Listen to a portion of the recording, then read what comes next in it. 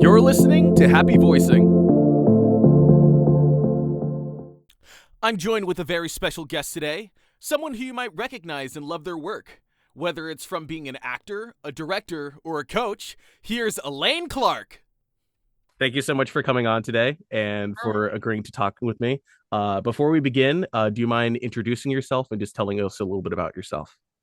Yeah, hi. I'm Elaine Clark, and I've been a voice actor since 1980. I was a theater major in college, and then I moved to San Francisco and found out about voiceover. So I went from stage to on camera and voiceover Yeah. work, and stage worked as well. And then over the course of time, then I started a voiceover school. Some people think it's the very first one in 1986, and I had that for 32 years, which I sold. And I have several books that I've written. The main one on voiceovers is There's Money Where Your Mouth Is. This is Hmm. the fourth edition currently that's out, and it's about soup to nuts, how to create a career in voiceovers, and then also voiceovers for podcasting, and a new book that was just released called Speak to Achieve. Okay. I also have two apps that help people with their voice and diction. One is Activate Your Voice, which is a 5 minute voice and diction exercise that you Yeah. can just use at any time. And the other one's adding melody to your voice that helps you with using the word emphasis chart that I really focus on, which is how to use your body to emphasize words in a different way. Yeah. And then I also have a podcast, Real Talking Tips, as well Awesome. as as well as just acting, directing, producing. I have a play that I wrote, and I'm working on getting that produced this Yeah. year or next year. So I just stay in the creative business. Yeah, absolutely. That's amazing. That's just a little me in a nutshell. Yeah, okay. So to begin, what does being a voice actor mean to you? It means making people feel and take action. Yeah. Our job is to motivate someone to recognize the problem, which is on one end, and then bookend it with a solution. And that's what I created a system called Making It Mine, using motivations, which is the moment before, intentions that are actions, need, which is the through line, what do you need as a Yeah. result, and emotions. So when I came from a stage background, I found it too slow to get into voiceovers Yeah. because you have to look at a script and be able to do a finished performance in a matter of seconds. Yeah. So, Absolutely. So to continue on to this concept of the voice acting journey for you, what was the experience like for you joining the voice acting community? well, when I first joined, which was way back in Yeah. the early days, there were only about 50 people in San Francisco doing voiceovers, and it was Right. a very small, close-knit group. So it was hard to break in. And one of the reasons was there were less agents because there were less people doing it, and they wanted to Hmm. make sure that people were able to make a living in this business. Yeah. So I had to work at it, and I started out with reel to reel tapes, and then I went to cassettes, and then later on to a DVD, and then now of course it's MP3. Yeah. But I would just walk around and knock on doors, literally, because we didn't have the internet then, and say and hand over my demo and say, let's work together. And then I also because I have a natural curiosity for how things worked at advertising agency and in media, in either in sales or in purchasing, like sales or being a media buyer. So I would place the ads there. I got to meet a lot of people. I worked at an advertising, I worked at a production company. I worked in at a recording studio, major recording studio, where I got to meet a lot of people. Yeah. And at a casting director's office. So I was doing so many different things to get into the business so I would understand them. And they've served me well because I look at every project from multiple angles rather than just as an actor, hire me. Yeah. Absolutely. And I mean, it's so amazing to be able to like implement yourself not just in like a quote unquote, as you said, hire me aspect, because it makes like the almost like, at least to me personally, like it makes like the rat race really feel like a rat race. Hmm. So that's really amazing. Have you picked up on any advice that truly resonated with you throughout your journey?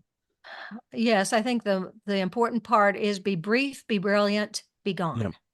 So, Okay. so they want you to come in, do your stuff, and get out of the way. Yeah. And you do too, because you're recording and editing a lot of your own auditions and jobs. Yeah. So when you do that, you realize the importance of time. Yeah. So it's really about our job is to make someone feel and take action. So we have to learn how to feel and connect on a Yeah. personal level, not just by the sound of our voice. Yeah. That's a big Absolutely.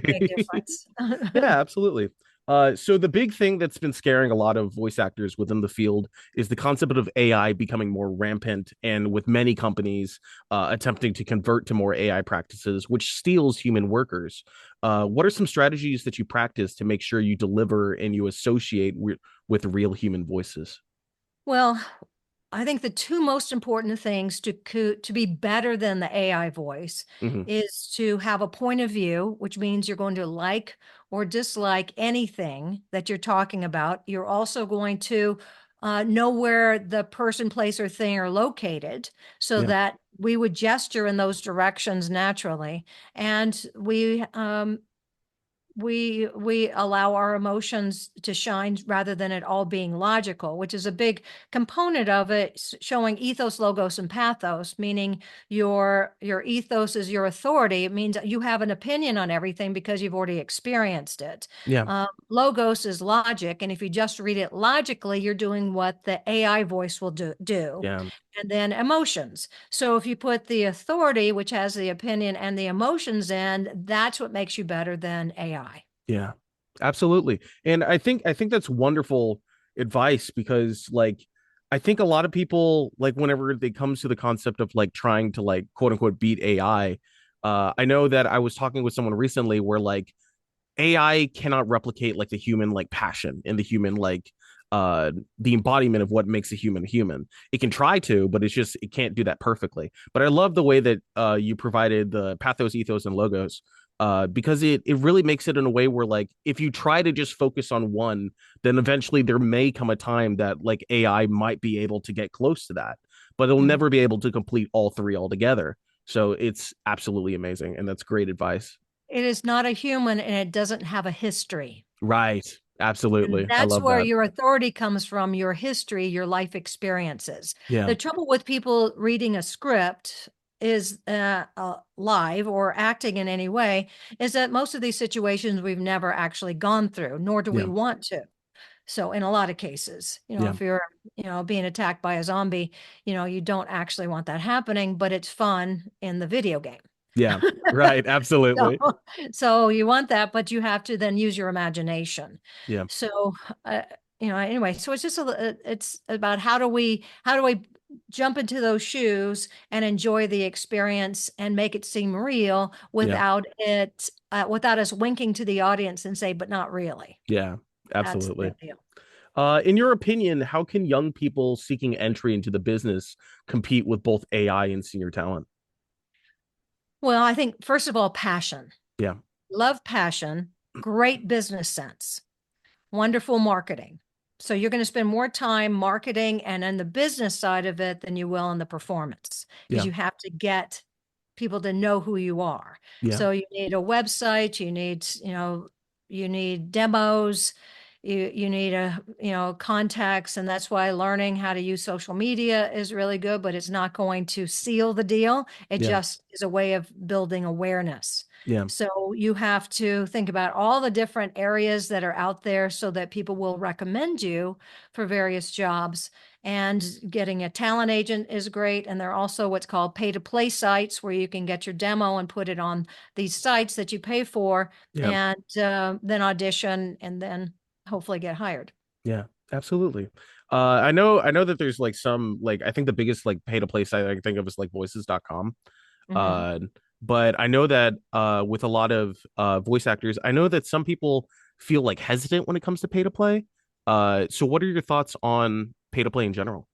Well, I think the hesitancy comes from the fine print in Yeah. the paid plays. You have to read them because if it says that they own your voice and everything that you record, audition for, that Yeah. just means that you've just sold your voice Yeah. and you're not getting any benefit from it. Yeah. So you have to for all of them read the small print, anything that you're doing these days. Yeah. So the benefit is that you have a resource that you can use on your computer to just find jobs Yeah. without having a talent agent. So Absolutely. having a talent agent is nice because the jobs are vetted and the price has already been negotiated. Yeah. So that's where using various sources that work for you or using a pay to play to build your repertoire so that you have more experience so that you can go out and get more jobs. Yeah, absolutely. Okay, that's I really like that, and I really like how pay to play, especially like what from if you like read on social media, especially on websites like Reddit, they like some people are like I am pro pay to play, and others are vehemently against it. So it's great hearing that perspective from you. To continue, what preparation do you see as most helpful in the field?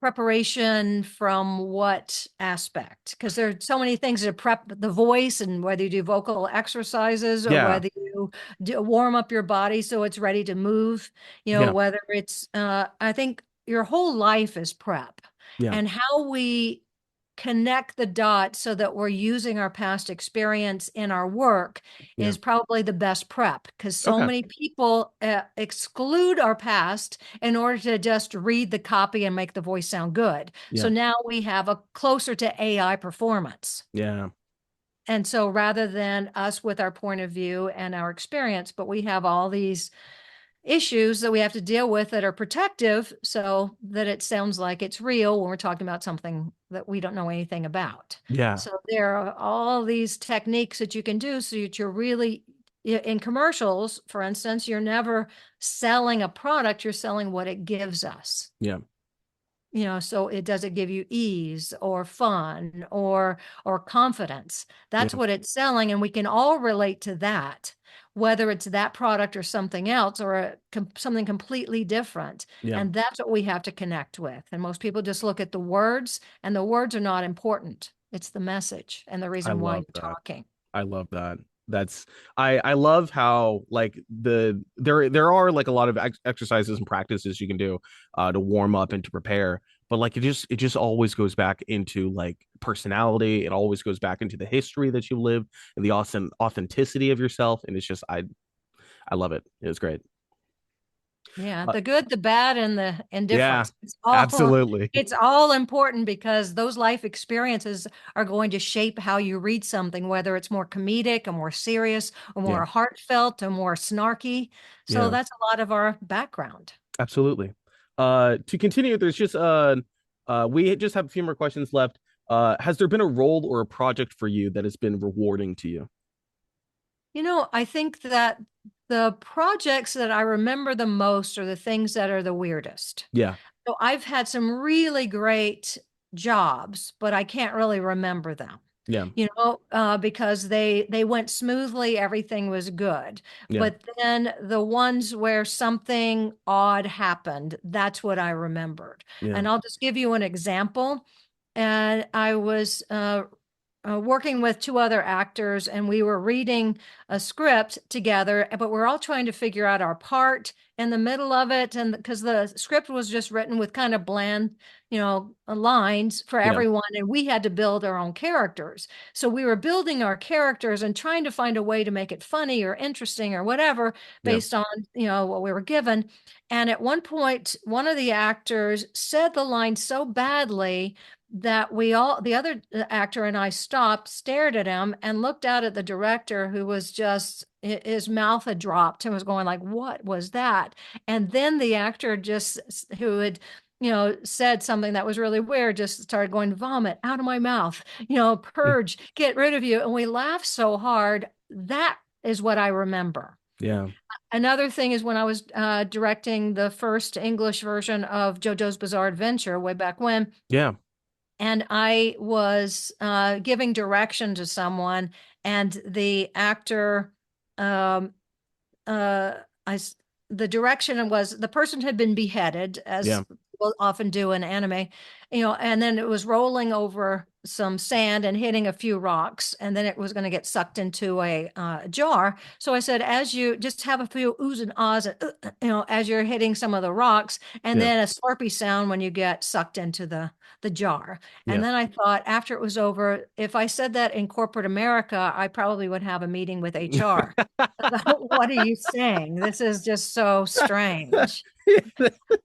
And then I'll just tell you, if you don't mind, I'll tell you one other story. I was doing a commercial and with another actor, and I noticed that, and I was just brand new to this business, and we were in the lobby at that point. They had a Coke machine there, and he went over and got a Coke. And I went, well, if he's going to get it, I'm going to get it. Now during the session, I just wanted to burp the whole time. Which would have been handy on a video game that I had to do that a lot, but this was not the right place. Fast forward like 30 years. And I asked the other actor, I said, remember that job we had? Yeah. I said, I can't believe that you got a Coke. Why did you get a soda then? And so I saw you do it. I said, I only had one line. You spoke for 60 seconds. So I wouldn't have had one. So it's part of knowing what someone else can do versus what you do and what your role is and how you can handle things. So that was a huge learning process. So absolutely. I like the learning processes more than the jobs, I guess is what I'm saying. No, absolutely. I love that. And as a kind of like as a final question, you've talked a little bit about like the books that you've written. Where can aspiring voice actors either get these books, or if like you're teaching any classes, where can they get those? Well, I would suggest, first of all, they can go to my website, ElaineClarkVO.com. And it has all the information there. And if I'm and if I'm teaching a class and my podcast, Real Talking Tips, all the books and apps, they can get access to that. And then they can sign up for my newsletter. So that will that way they can stay in touch once a month. I just send out some information that will have updates, and they can always shoot me an email, which they can get started through ElaineClarkVO.com. And then the books are distributed by Simon and Schuster, so you can just go to any place, whether it's Amazon, Barnes and Noble, Google Books, Amazon, Apple Books, local bookstores. It's just Target, Walmart. It's even in a Christian bookstore, because I have a chapter in one of them about how to be a better minister, and how to create a how to do a better sermon, and how to have committee meetings better, and how to minister to someone in need. What is your job? So it has a really nice section on that, and also how to get rid of the ums and ahs and basicallys that are very prevalent. That's great. So I'd say that the Speak to Achieve is about speaking in all areas, and it also, for voice actors and for other actors, it's about the background of what people in each of those categories, whether it's sports announcing or news or whatever, what their issues are and how I coach them, and some systems to go about each of those. So if you're playing that part, you could look at that and go, oh, okay, this would be my adjustment, so I can sound and act better. So that gives a well-rounded approach. Of course, there's money where your mouth is for voiceovers, which is techniques and about 200 practice scripts and marketing advice. And then, of course, voiceovers for podcasting sort of says it all in the title. So, well, thank you so much for coming on today and providing a voice into all things voice acting. Thank you so much for coming on. Well, thank you. It was a pleasure. It was absolutely great. Well, thank you so much. Okay. Thanks for listening to this edition of Happy Voicing. I hope you enjoyed it, and remember, whether you're starting out or experienced, break a leg and happy voicing.